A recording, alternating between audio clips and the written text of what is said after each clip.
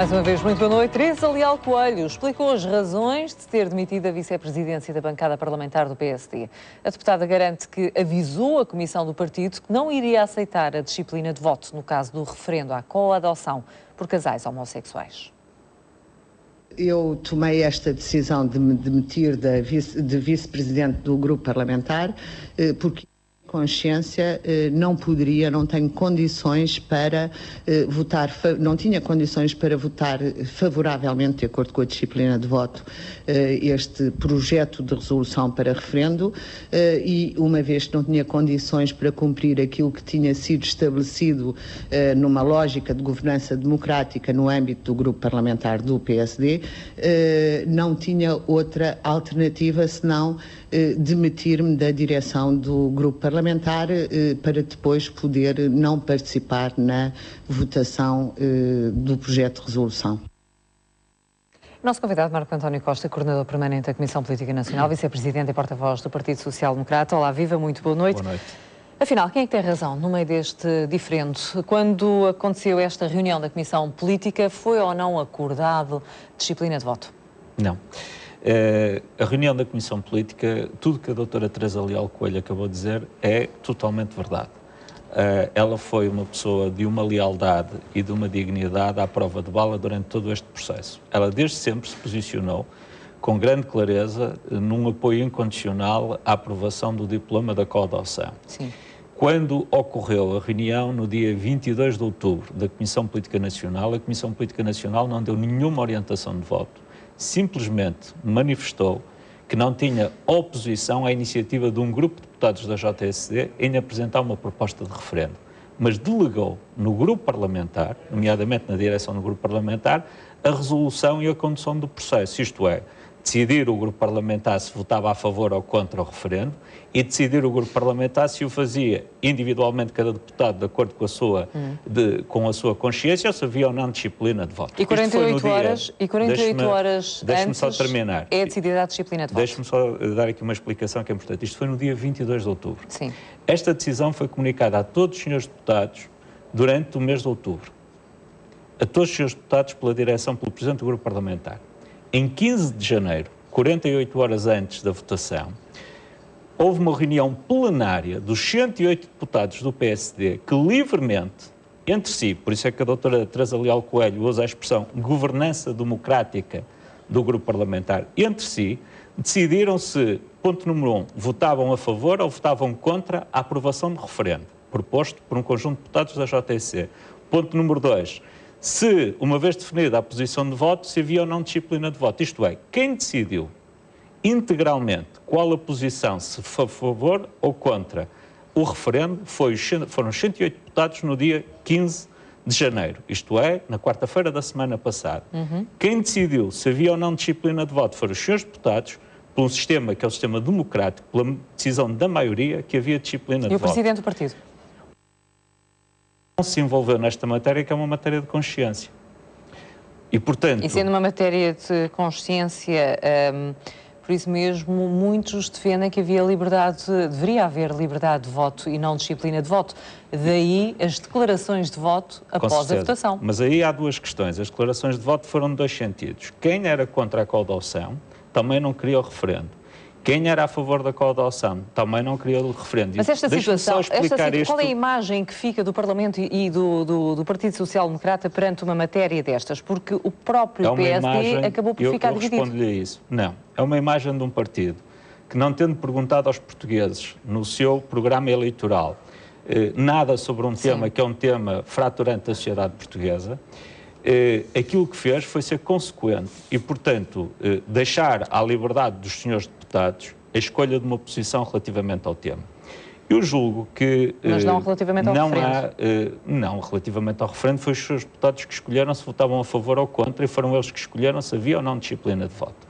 Deixe-me dizer-lhe uma coisa que me parece importante. Imagino o que seria se a direção do grupo parlamentar, se a direção do partido tivesse imposto uma determinada decisão ou uma determinada disciplina.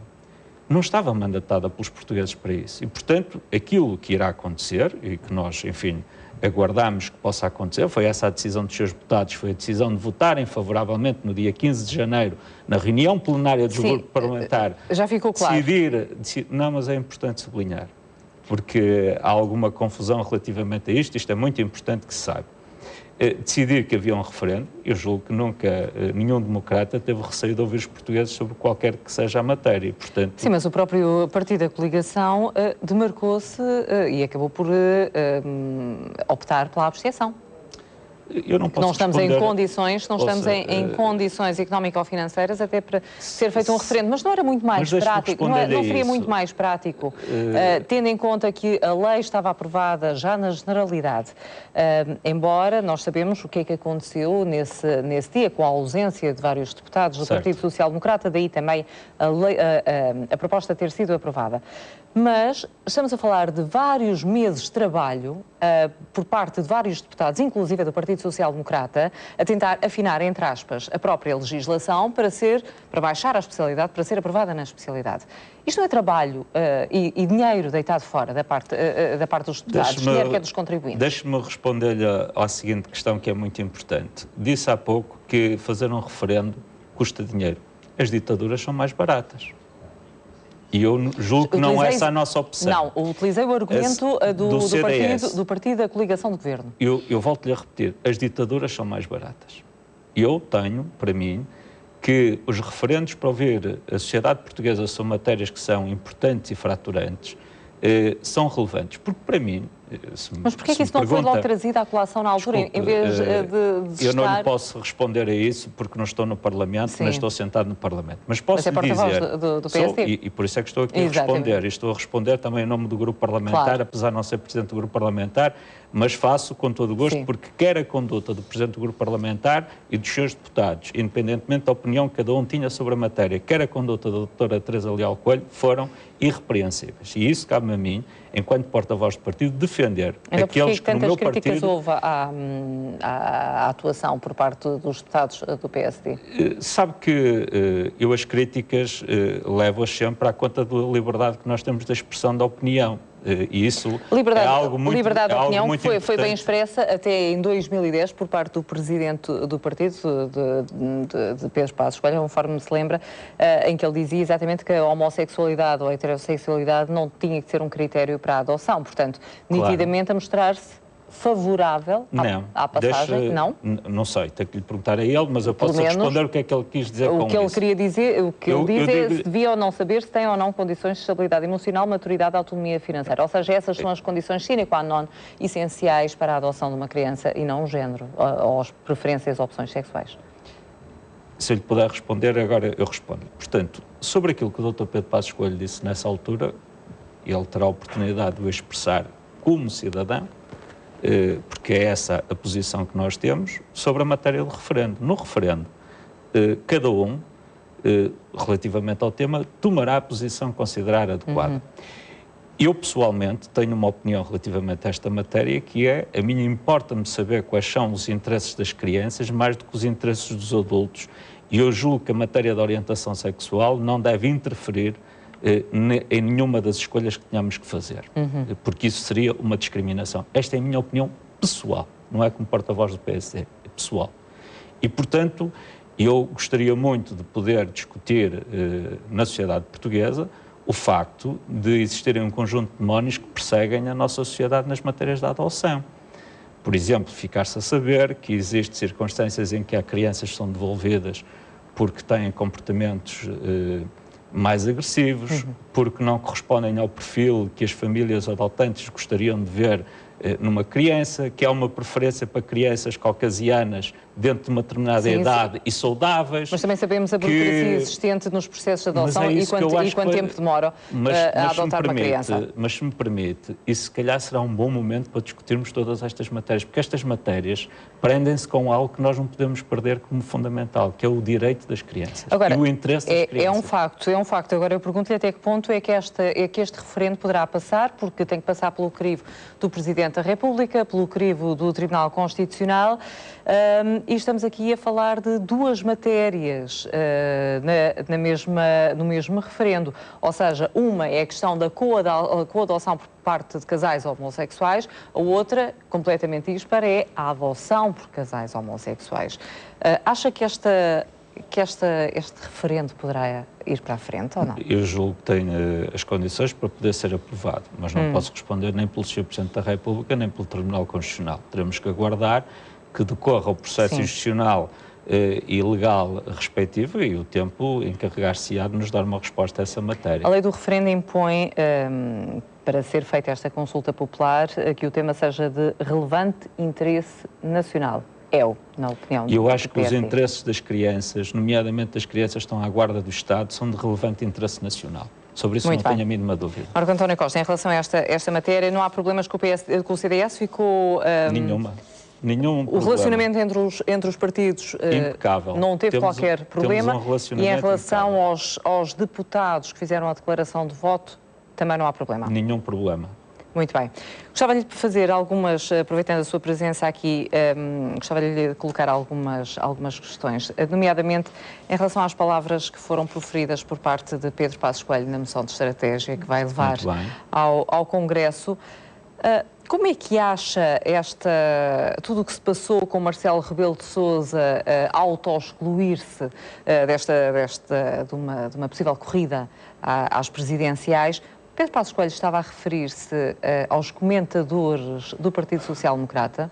Não, o que aconteceu é uma coisa muito simples, lê-se a moção de estratégia e percebe-se com clareza que foi traçado um perfil, um perfil tipo daquilo que nós desejaríamos ver como futuro Presidente da República, que em muito é um decalque daquela que é a personalidade hoje e o desempenho do atual Presidente da República. E, portanto, eu julgo que as características que nós desejaríamos ver numa próxima personalidade que viesse a ser eleita com o apoio do PSD, ou para ter o apoio do PSD como Presidente da República, que tivesse os traços de personalidade comportamental e institucional que o atual Sr. Presidente da República tem. E, portanto, essa é a questão fundamental. Mas quando fala em catavento, opiniões erráticas em função da mera mediatização gerada em torno do fenómeno político, bom, a carapuça, pelo menos, acabou por ser enfiada por alguém, não é? Eu não faço essa afirmação. Eu acho que houve aqui uma certa... Essa afirmação foi feita pelo Presidente do Partido.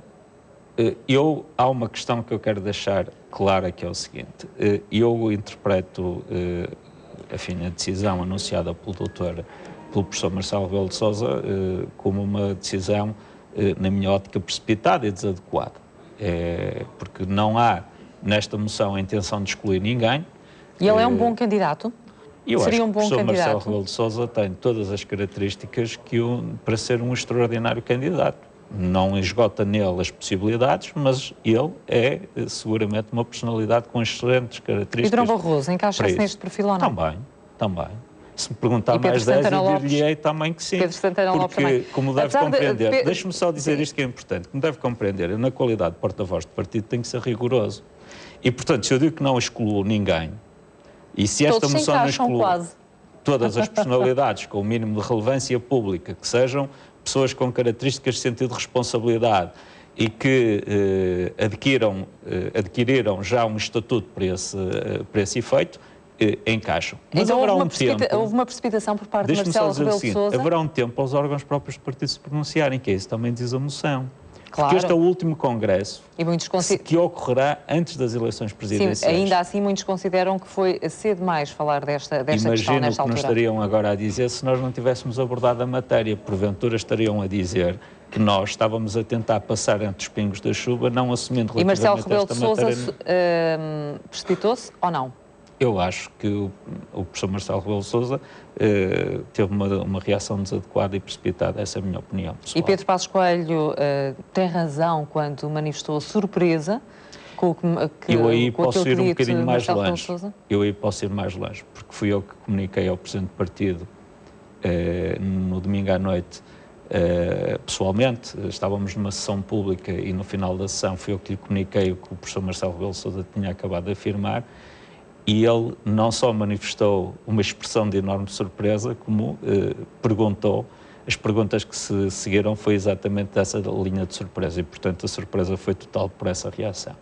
No entanto, ainda assim, o que é certo é que essa expressão acabou por suscitar a polémica que suscitou. Freitas do Amaral disse, inclusive, que a atitude de Pedro Passos Coelho foi indecente, indecorosa, ao escolher uma moção de estratégia um candidato como Marcelo.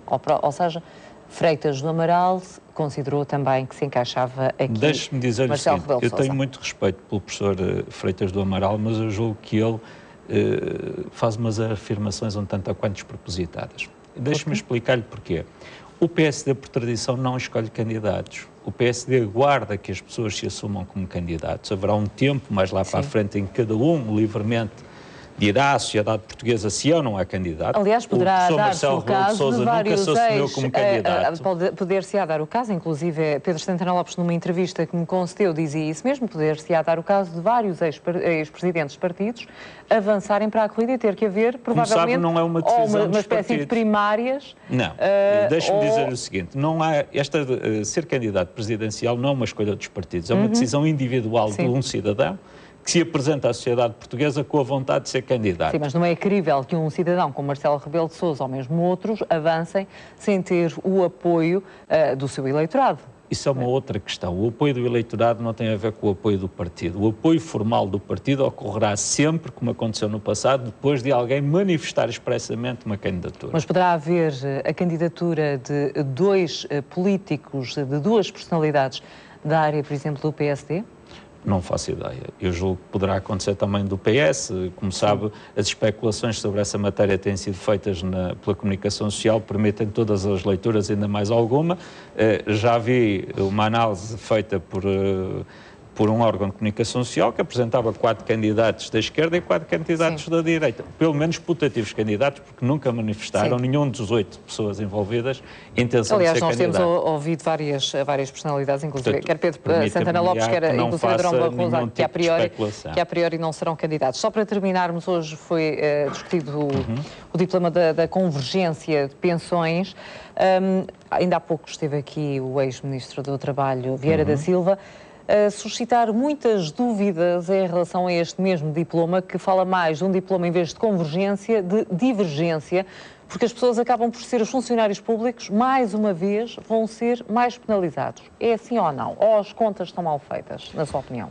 Bom, eu julgo que as contas que o Dr. Vieira da Silva apresentou estão erradas, ou pelo menos estão mal feitas, porque é muito fácil. Relativamente à matéria da convergência, o Governo apresentou, para além de ter apresentado um diploma que foi chumbado pelo Tribunal Constitucional, colocou no site do Governo um conjunto de estudos com exemplos práticos, mais de 100 exemplos práticos de aplicação do diploma de convergência, que afirmam aquilo que foi dito pelo Dr. Vieira da Silva. Portanto, eu tenho muito respeito e amizade até pelo Dr. Vieira da Silva, mas tenho que aqui dizer que, de facto, ele fez mal as contas e não é verdade aquilo que ele diz. Pelo contrário, eu estava a ver há pouco, não ouvi a peça, mas estava a ver o rodapé da entrevista e vi que o tal terá afirmado que as pensões mais altas serão as mais penalizadas. Sim, mas e o tal também dizia que as mais baixas, afinal, até vão ser beneficiadas, mas de acordo com Vieira da Silva,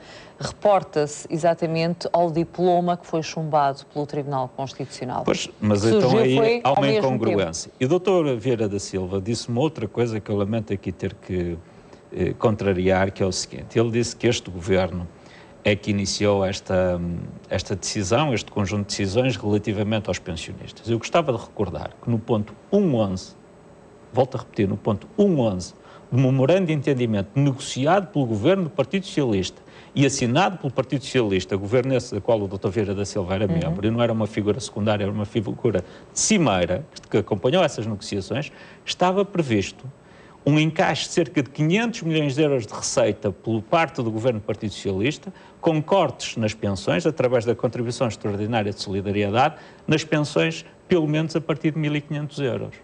E, portanto, eu não posso compreender que o Partido Socialista esteja neste momento a viver uma amnésia coletiva. Mas os cortes agora não são a partir dos 1.500 euros. Mas o que disse o Dr. Vieira da Silva é que este governo iniciou uma sanha persecutória contra os pensionistas. Isso é falso, porque quem iniciou os cortes nas pensões foi o Partido Socialista. E mais do que isso, deixe-me dizer que isto é muito importante. Este governo, desde que tomou posse, eu fui secretário de Estado da Segurança Social, sei do que estou a falar, aumentou todos os anos as pensões mínimas. E o Partido Socialista foi o governo e congelou-as. Tratou os pensionistas de 180 euros ao mesmo nível dos pensionistas de 7 mil euros. Mas o que é e nós certo, aumentámos 1 milhão e 200 mil pensionistas das pensões mais baixas todos os anos. Isto revela respeito pelos pensionistas que têm mais dificuldades. Bom, e o Dr. Vieira da Silva devia dizer isso por uma questão de justiça. Mas o que é certo é que não é só o Partido Socialista ou mesmo os partidos da oposição a acusarem o governo de perseguição aos pensionistas. A própria ex-presidente do partido, Manuela Ferreira Leite, diz também isso. Certo, ela tem direito a ter a opinião dela e tem direito também a fazer uma manifestação de interesse. Um pensionista nomeadamente, que chega ao fim do mês e veja os cortes que está a levar, poderá pensar o quê? Deixe-me dizer-lhe o seguinte, qualquer corte, a quem quer que seja, é sempre uma decisão difícil. Mas os cortes estão a incidir ou não mais sobre os pensionistas e sobre os funcionários públicos? Não, o corte estão a incidir sobre todas as pessoas. A carga está a ser distribuída entre todos os setores da sociedade portuguesa. Estão a ser pedidos grandes sacrifícios aos portugueses? Estão. Mas principalmente a que áreas? A todas as áreas. Olha, as pessoas que pagam IRS estão a ser pedidas esse sacrifício. Principalmente aos que têm os rendimentos mais altos. Sim, mas entretanto os funcionários públicos e os pensionistas também têm essa carga fiscal. Dá licença, têm essa carga fiscal e têm simultaneamente os cortes. Eu vou-lhe responder a isso. Sabe que este governo tem tocado em interesses que durante muitos anos nunca foram tocados, nomeadamente nas pessoas mais poderosas, as que tinham os rendimentos mais altos, que são as que estão a pagar as faturas mais elevadas. Sim. E este governo tem protegido sempre, com as decisões que tem tomado, as pessoas dos rendimentos mais baixos. E isso, há muitas pessoas que têm palco nas televisões e que vêm criticar o governo, porque são aqueles que sofrem agora os cortes maiores, porque no passado não criticavam, porque passavam sempre à margem dos sacrifícios. A referir-se a Manuel Ferreira Leite, por exemplo? Estou a referir-me a muitas pessoas que vêm para as televisões criticar o governo e deviam fazer uma declaração de interesses. Mas o próprio Presidente da República levantou muitas dúvidas, inclusive acabou por mandar para a fiscalização preventiva o diploma da convergência das pensões. Agora, não quer dizer que concordamos com o que é dito. Agora, até que ponto é que o que é certo é que com esta convergência das pensões e com estes cortes nas pensões, as contas conseguem ficar, pelo menos tentam ficar mais equilibradas. Agora, até que ponto, pergunto-lhe, é que é possível voltar àquilo em que estávamos antes? Ou o Governo criou ou não uma comissão em segredo para tornar definitivos os cortes nas pensões? Em segredo? Foi essa uma acusação feita pelo Partido Socialista? Eu acho que essa afirmação revela muito do desnorte em que vive o Partido Socialista. Essa comissão foi anunciada pela voz do Sr. Ministro do Trabalho, do Emprego e da Segurança Social no final de um Conselho de Ministros em conferência de imprensa. Eu julgo que um segredo guardado para toda a comunicação... para tornar definitivos os cortes ou não? Quer dizer que há um segredo que é anunciado numa conferência de imprensa. Eu fico perplexo com estas atitudes do Partido Socialista. Isto é uma coisa impensável há uns anos atrás, quer dizer, eu não sei como é que é de interpretar estas reações do Partido Socialista, porque repara, a acusação que nos é feita, ou que é feita ao Governo, é nomear em segredo uma comissão para fazer este trabalho. E eu agora pergunto-lhe que considero mais relevante se estão a ser equacionados cortes em definitivo. Claro que sim, está a ser seguida a orientação do Tribunal Constitucional, que diz que deve ser feita uma reforma estrutural que admita uma redução dos valores das pensões em função daquilo que seja uma decisão estrutural para o futuro. Ou seja, cortes isso também foi dito na conferência de imprensa. Esse segredo foi tão guardado que foi anunciado na conferência de imprensa. Os cortes poder-se-ão Deixe-me dizer-lhe outra coisa que é importante, sim. Deixe-me dizer-lhe outra coisa que é importante. 87% dos pensionistas da Caixa Geral de Aposentações e da Segurança Social não são abrangidos por estes cortes. Segundo lugar, 34% dos pensionistas da Segurança Social foram aumentados. As pensões este ano voltaram a ser aumentadas. E 95% dos pensionistas da Segurança Social também não são atingidos. Portanto, há uma certa falácia quando se diz que se está a atacar os pensionistas. Não, está a ser pedido a um conjunto de pensionistas sacrifícios muito elevados, é verdade, mas não é aos 100% dos pensionistas. Estamos a falar a cerca de 13% dos pensionistas. Costa, vamos ter que ficar por aqui. Tenho muito obrigada. gosto e gostava de ter podido falar sobre os resultados da Segurança Social, porque o senhor Dr. Vieira da Silva esqueceu-se de dizer que uma das razões pelas quais os resultados são melhores, porque baixou a despesa com o subsídio de desemprego, porque felizmente o número do desemprego baixou e aumentou o emprego, como a OCDE o disse recentemente. Portugal foi o país em que no terceiro trimestre de 2013 mais aumentou o emprego a nível da OCDE. Isto são boas notícias para os portugueses. Marco António Costa, muito obrigada. Foi um gosto. E até breve. Obrigado. Muito obrigada. Muito obrigado.